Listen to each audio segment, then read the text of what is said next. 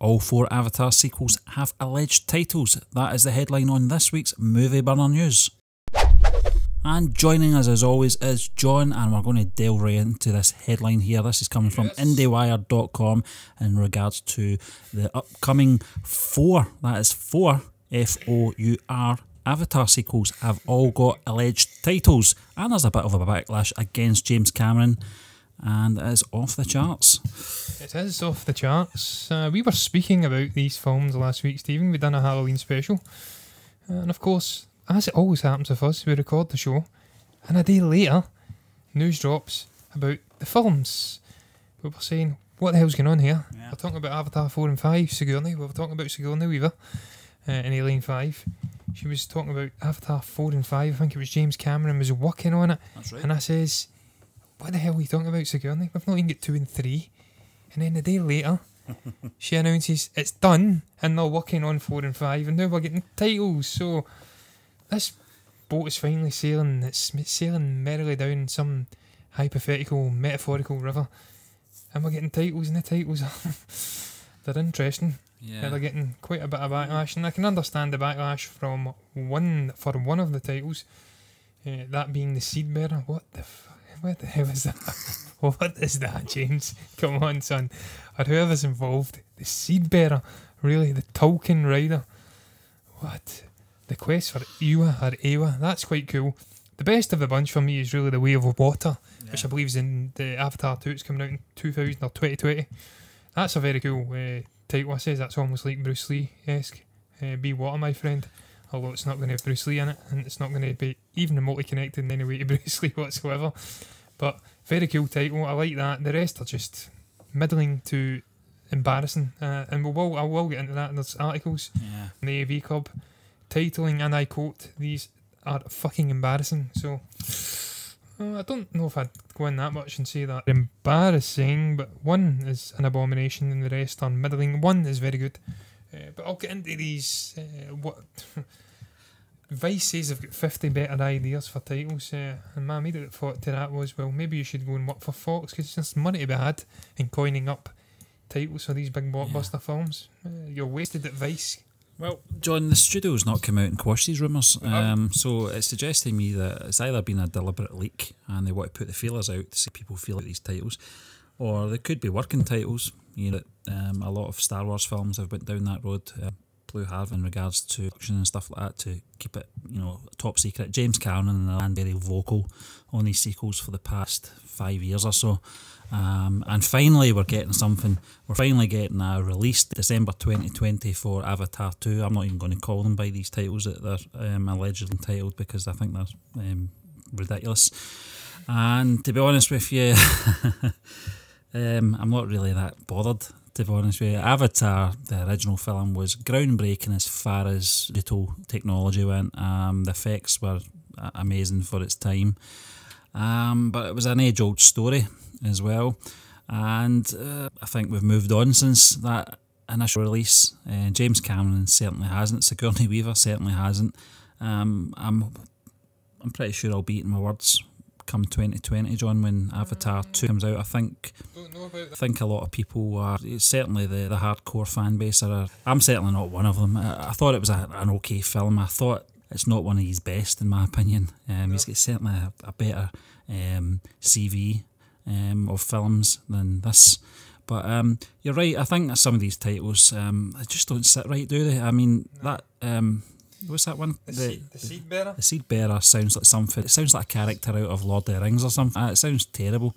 But John, I'll let you in anyway in regards to some of the backlash and opinions of certain people that are saying that these titles are effing embarrassing. Yeah, well, Vice, as I did say, have come up with 2 different titles which they think would be better than the ones that have been provided by Fandango via the BBC. Apparently it was the BBC that broke this news. I don't know where the hell they're getting their contacts in the Hollywood. Maybe they've got a guy close to James Cameron, I don't know. But what I will say before I get into these titles is that I never was a big fan of Avatar. As you did say, groundbreaking film, and its use of 3D used that gimmick to the max, and it disappeared off into the sunset, out of pop culture. It's been completely forgotten about.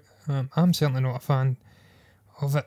I thought it was like a a more glitzy, CG heavy retelling of the Fern Gully story without Robin Williams, although they have got Sigourney Weaver, so that makes up for it a little bit.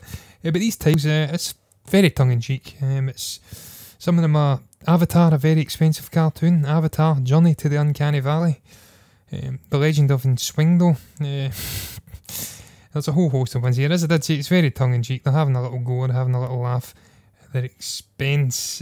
But look, as you did say, Stephen, I think it's more the case that these are probably rumoured titles. They may be working titles. I think that's more likely. We always get these ridiculous working titles for films. We've seen it with Star Wars, umpteen different releases of Star Wars, and then you go on to get a more interesting title. I think it's way too early at this stage to be even thinking about titles. The second film is still over a year and a half away, I would presume. You'd presume this would be a big summer release, come out around about May or June or something like that. So I don't think these are. I can't believe these are titles. I mean, the first one, The Way of Water, could be the title for the 2020 release. But the Seedbearer, that just seems ridiculous to me.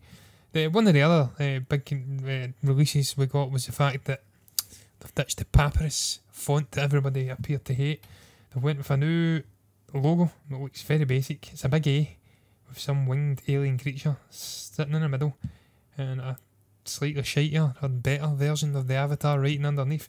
What's your thoughts on that logo, Stephen? Do you think that is better than the one we had before, just Avatar on its own?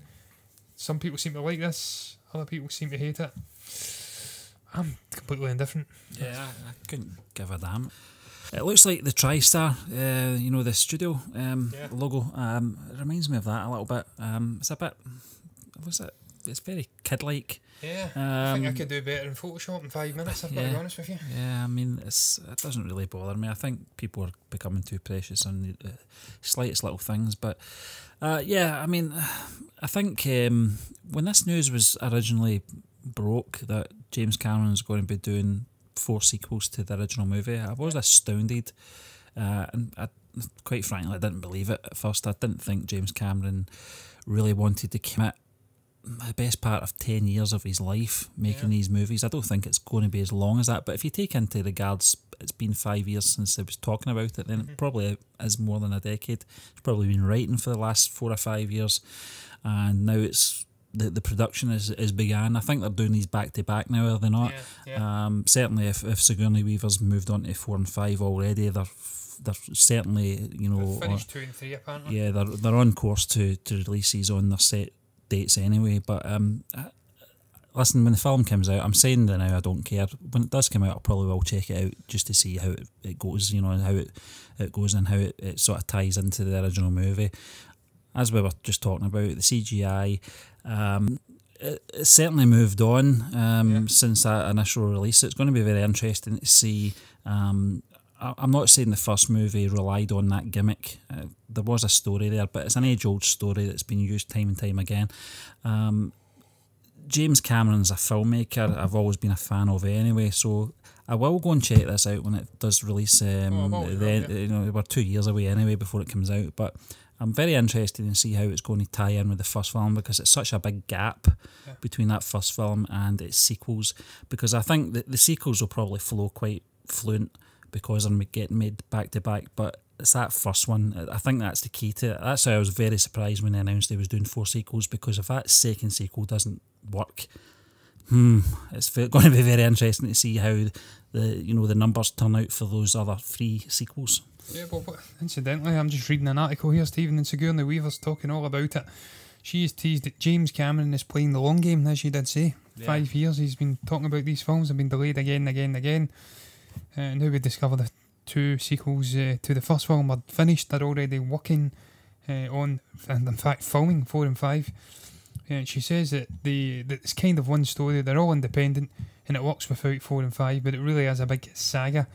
And I think we were speaking about this, Stephen, previously as well, not on the show, just in general, that they are going to be diving into the water, the crystalline waters of the Na'vi. So we've obviously seen in the first film they were up in the air, they were up in these floating rock structures, and now we're going to be getting down into the depths of the water. So I'm sure it'll be very intriguing. I'm sure it'll totally radicalise CGI and the visual sides of filmmaking. That's one thing that you're guaranteed with James Cameron. The storytelling, I hope, is a bit better than what we've seen in the first film, though, because as you did say, it was just a reworking of a classic tale we've seen again and again and again. Characters were intriguing as well. I like Sam Worthington, he's a good actor. Stephen Lang's in there as well, I think he's a great actor, and also Giovanni Ribisi. So you're getting all of these players returning. I think Kate Winslet's in there too, David Thewlis. So I'm sure it'll be an epic film when it does release. I will go and watch it, there's no doubt about it. Probably won't watch it in 3D, although maybe I will. That's part of the experience of watching these films. We've seen maybe a handful of 3D films since its release, and it really was a gimmick. It died a death after Avatar, so maybe this is the films that will come in and rejuvenate that thing as well. But she says that Kate Winslet's also been sharing stuff about this as well, and that she plays a character who's part of the sea people, the reef people, and the one thing she did do is demand that she do all her own water work. So apparently been learning to free dive and all sorts. So he's getting into this, he's investing in it, he's got all the actors working hard, they're actually learning skills of free diving and stuff, and he's putting a lot of detail into it. So I'm sure it'll be a fantastic couple of films. James Cameron, man, you know what you're getting with this guy. He's got such an attention for detail. Look at Titanic. He recreated the whole, practically the whole bloody boat, man. I mean, he didn't, but the detail was just mind-boggling. So you know you're going to get something visually spectacular anyway, and it'll release the fanfare, but the titles are terrible. We're getting back to the titles. Terrible. Way of Water, okay, the rest are shit. And we're going to move on, John, to our next news topic, and this is in regards to Bohemian Rhapsody, which we were talking about yesterday briefly on Box Office Chat, John, and this is in regards to, it's box office related anyway, coming in from Variety.com, which says that Bohemian Rhapsody to break free, nice little pun on one of the Queen titles there, with $46 million debut. Yes, it's opening to 4,000 North American locations with an estimated $46 million. Now, that's without having a great deal of knowledge about the openers this time of year in terms of what to compare it to in the United States. I'm not armed with that knowledge, but that seems to me like a hell of a lot of money. It's very impressive, and you'd expect it because Queen are quite a worldwide phenomenon, not just British centric. They're connected by a whole host of countries worldwide, internationally. So I'm not surprised. It's getting good word of mouth. All the critics are bashing it, but audience members seem to be getting an enjoyment out of it. We spoke about that yesterday. It's got over 86%, I think, on Rotten Tomatoes. More importantly, it's got an A cinema score, which we never seem to talk about on Rotten Tomatoes because I can't get any access to the information. But that's the real standard for films, I think, over there. They talk to people come straight out of the cinema, they get their initial thoughts on the film, whether they liked it, and they give them a rating. This has got an A score, which is outstanding, so that's going to get people going to watch this film. I'm pretty sure about that. 59% on Rotten Tomatoes is an absolute joke. I said that yesterday. It's nowhere near that average or bad a film. I thought it was a good film. Didn't go in depth on the character of Freddie Mercury and his battle with AIDS and stuff like that, but you never expect that with a film like this. It's going to flirt with the success and the hits that were also generated by the band Queen, and obviously it's going to show you the performer that was Freddie Mercury. It's not going to go into the darky mucky depths of some of the things he got up to. I don't care about the darky mucky depths of what the guy got up to. Everybody knows his story. Anybody that's familiar with Queen or Freddie Mercury knows the guy's story, they know what he died of, they know his backstory, what his personal demons, they struggle to really get out there, out yourself as a homosexual, essentially. He came from a culture which was really against that. He's worried about what his parents were going to think and stuff like that. So we know about the struggle of a man. This is about reintroducing a whole new generation to Queen as a band and Freddie Mercury as a performer. So I'm not surprised to see it's going to open up massively. That's not a shock to me at all. And I'm glad, because it's a very good film. I enjoyed it. I enjoyed the use of music. I enjoyed the faithful recreation of live sets and stuff like that.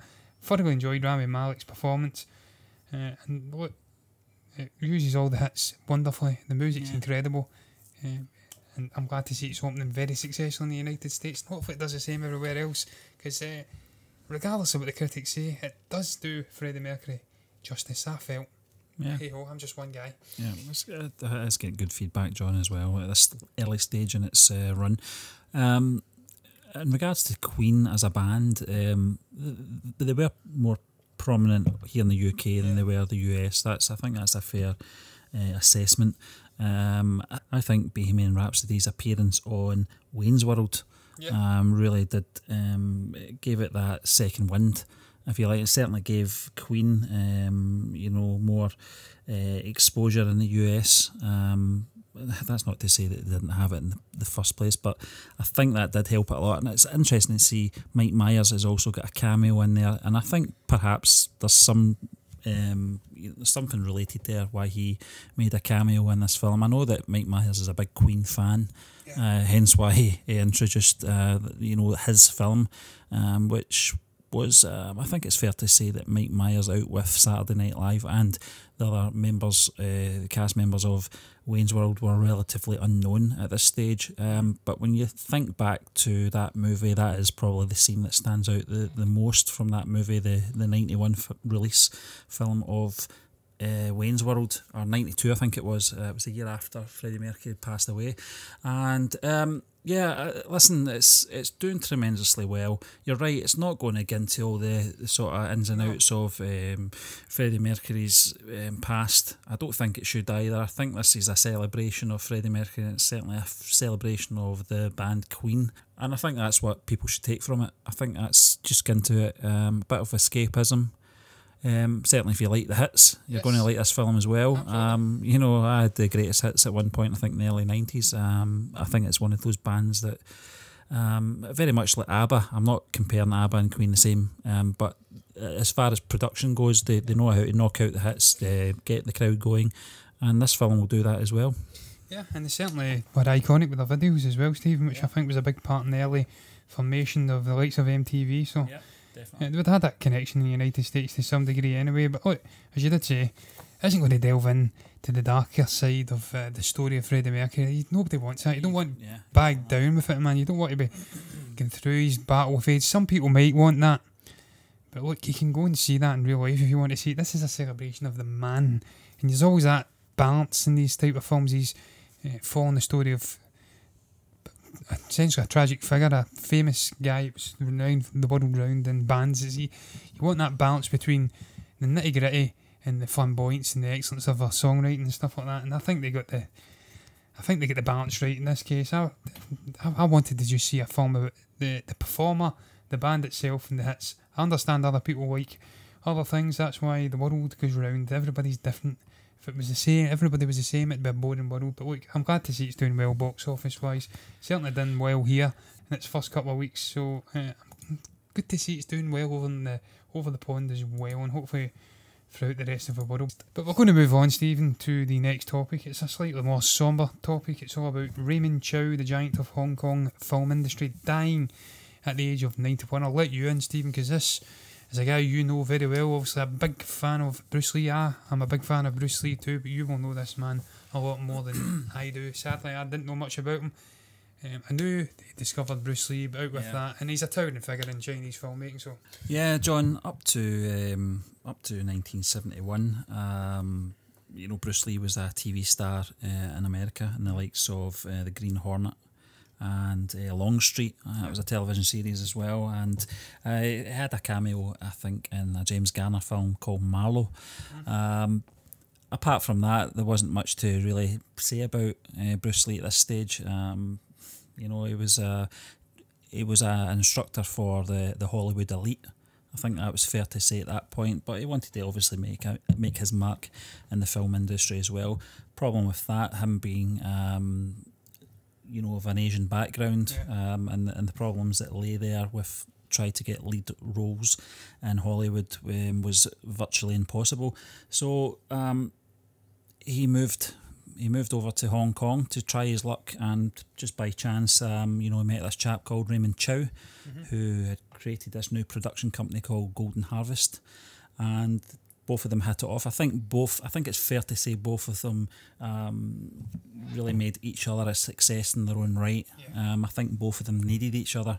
Raymond Chow would certainly, give Bruce Lee the opportunities to appear in some of his his early work. I think Raymond Chow at this point, I think he had maybe about 3 or 4 films that were already out in 1971 through Golden Harvest, which were quite modest performing. And then The Big Boss was released, and as they say, you know, the rest is history. The likes of films like Fist of Fury, which came out the 1972, the following year, and I think Way of the Dragon as well came out that same year as well. It just Golden Harvest became a household name thanks to Bruce Lee. You know, his performances in those early films. Also, the sort of I don't want to say Asian films, but certainly the martial art films at that point were all wire worked things.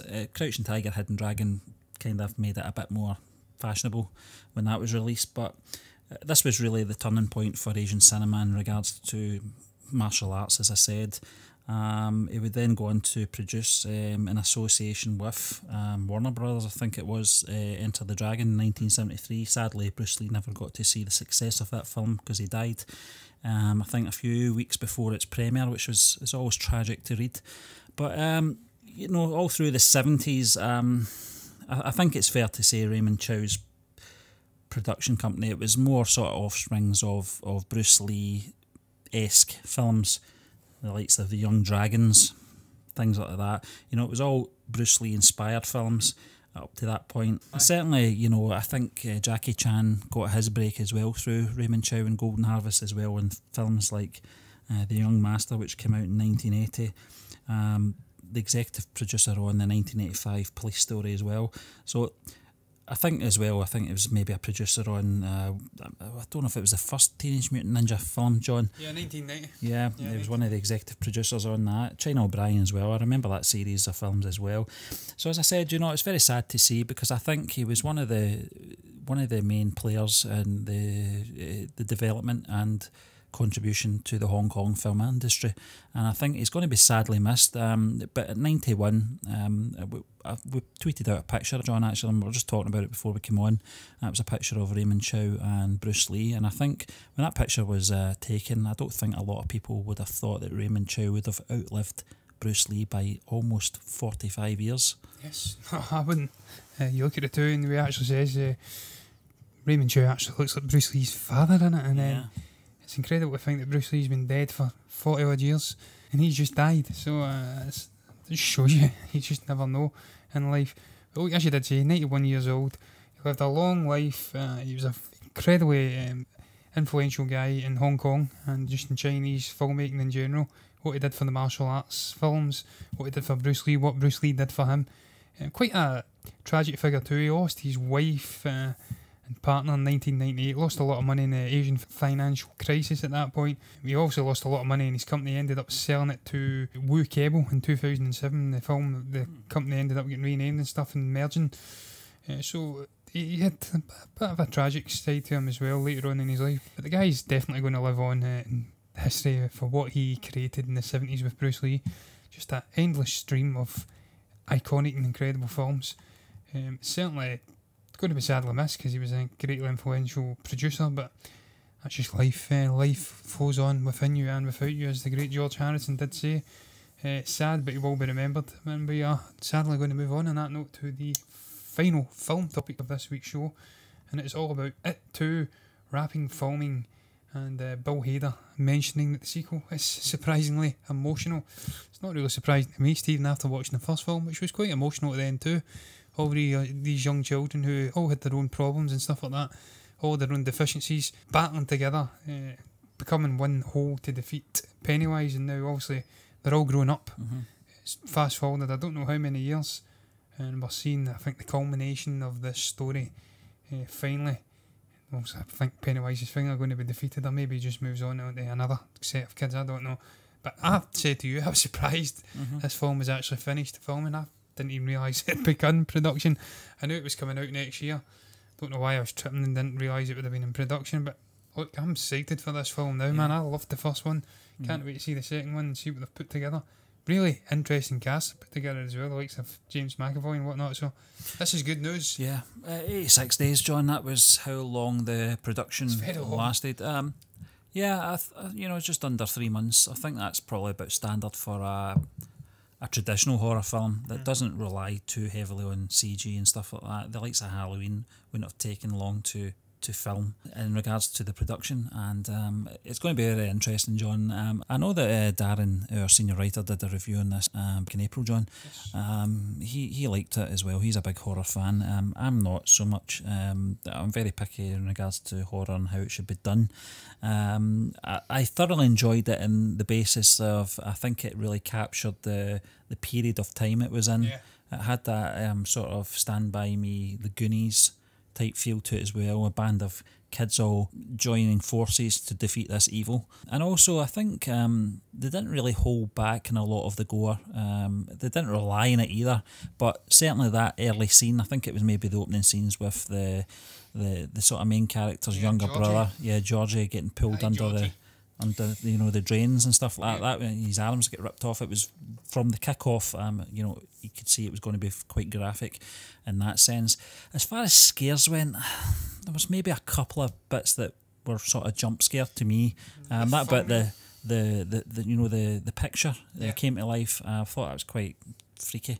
The character Pennywise, on the other hand, wasn't that scary to me. I found him quite laughable.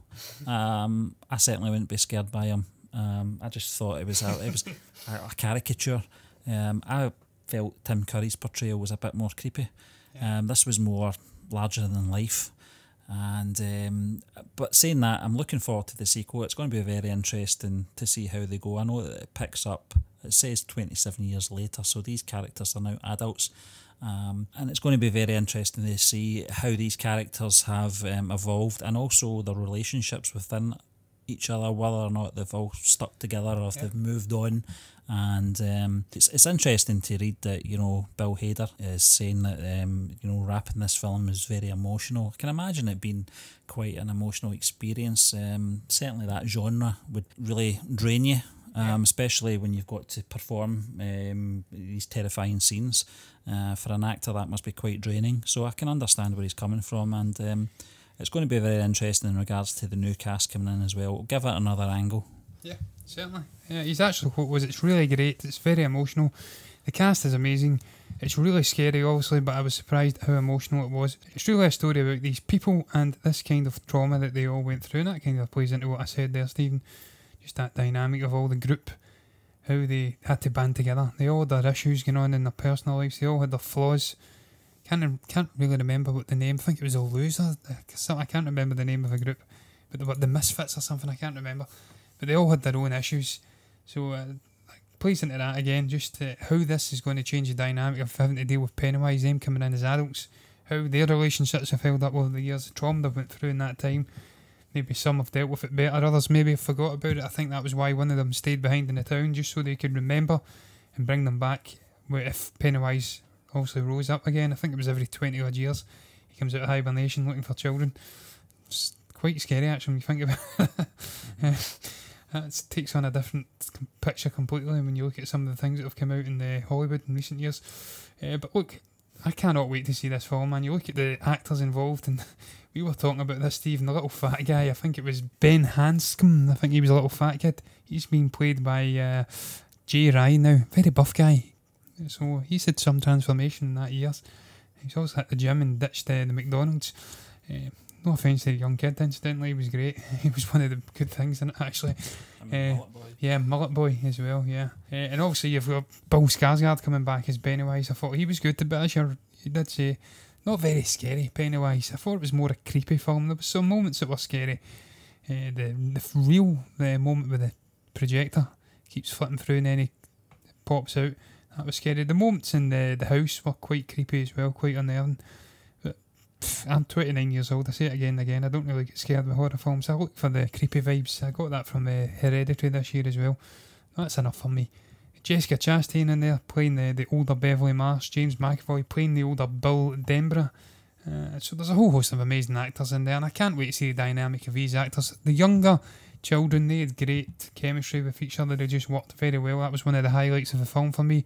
The performances of the younger cast. I says that at the time when we spoke about it. So it'll be interesting to see how these older ones come in and if it works as well, whether they've got great chemistry. I know James McAvoy will come in with a great performance. He always does. He's a fantastic actor.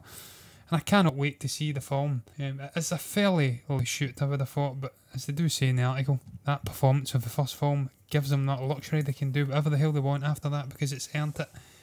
Immensely successful. I don't think anybody expected it to be quite as successful as it was, but it was, and hats off to it. And I can't wait to see the second one and see the culmination of this story. Potentially, or are they going to fling up another one? I don't know.